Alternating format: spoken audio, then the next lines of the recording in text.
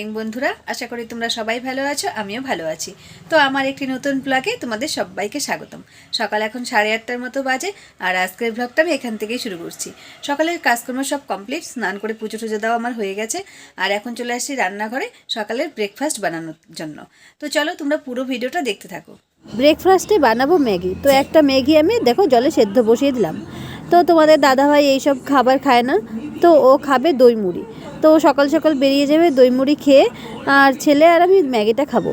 ছেলে কিন্তু একবার ব্রেকফাস্ট করে নিয়েছে, কারণ ওর স্যার সকাল 7:30টার দিকে পড়াতে আসে। তো ভেবে ও খেয়ে নিয়েছে। তো তারপর স্যার ফোন করলো যে আজকে 7:30টায় আসবে না, 9:30 বা 10:45টার দিকে আসবে। যেহেতু আজকে সানডে, কোনো দেরি করে আসলে কোনো অসুবিধা নেই, স্কুল টুল নেই আজকে, কোনো অসুবিধা নেই। তো ম্যাগিটা হয়ে যাওয়ার পর আমি আর ছেলে একটা প্লেটে নিয়েই খাচ্ছি। তোমাদের দাদাভাই দিকে কাজ করছে, ওর কাজ করা হলে ও দই মুড়িটা খেয়ে নেবে।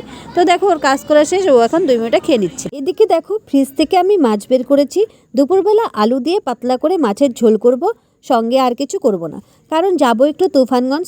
তোমাদের দাদাভাইয়ের লিভারের একটু সমস্যা আছে, এর আগে ব্যাঙ্গালোরে গিয়ে ডাক্তার দেখিয়ে আসছে।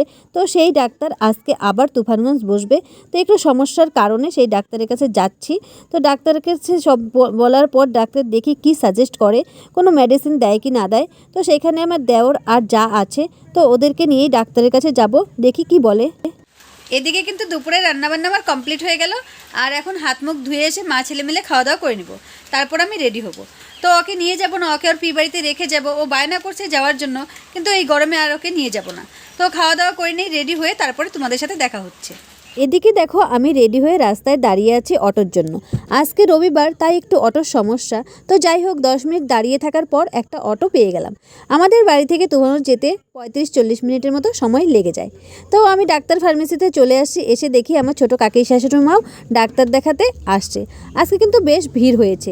আর এদিকে আমার ছোটো যা রিসেপশনে দেখো বসে আছে। তো এখন আমিও ভেতরে যাব। তো আজকের ভিডিওটা আমি এখানেই শেষ করছি। দেখা হবে পরের কোনো ভিডিওতে। ততক্ষণ তোমরা সবাই সুস্থ থেকো, ভালো থেকো। সবাইকে টাটা।